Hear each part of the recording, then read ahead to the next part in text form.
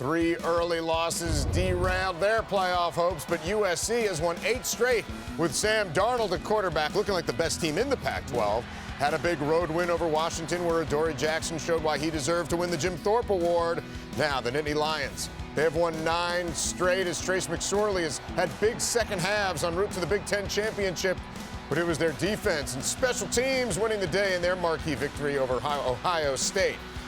Now, Sportsline, always supplying its numbers, and Sportsline, says Penn State's going to get it done by 1. Randy, start the picking. I disagree with Sportsline. I look at this game. I think SC is probably the hottest team in the country right now. Clay Helton as the head coach at SC, you can say a lot of things about him, but when he's favored and they're supposed to win, he's 13-1. On the other end, you look at a team like Penn State lately, when they are a team, they're playing a really good winning team, like one that wins 75% of the game. Ohio State in that Big Ten championship, that's the first big winning team that they've... Or Wisconsin, you meant. Wisconsin that they've beaten on the road or a neutral field. They're 1-5 in those games. They're going to lose this one. Okay. Houston. You go back to that last weekend in September, both these teams are kind of similar, right? USC gets beat, blows a 10-point lead to Utah. Penn State gets beat, 39 points by Michigan.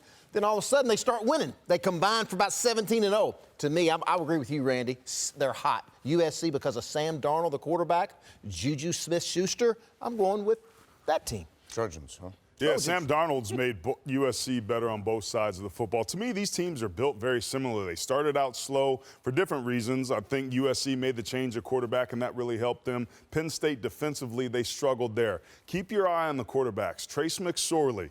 This offense for Penn State is explosive. Top 10 in the country in big plays, particularly through the air. So what that means is they struggle a little bit in the red zone. When they get down in there close and the field shrinks on them, they don't do as good of a job. So both these teams are good in red zone defense, but keep your eye on the big plays there. At the end of the day, I like Penn State. I think that win in the Big Ten championship gave them a chance to feel about who it is they were. They're going to be able to move on. You got your blue and white on today. That's it. There you go. He does look like a Nittany Lion Back. over there. Listen, I love both of these quarterbacks, Darnold and McSorley. They have that it factor, and they have been the catalyst for these teams to really turn it on and go through these nice runs they've had here at the end of the season. But I'm going to go with USC in this ball game because of their defense. And while Penn State is healthier on that side of the ball, they got those backers back, Bell and Cabinda right on time versus Ohio State and help propel them to a victory there.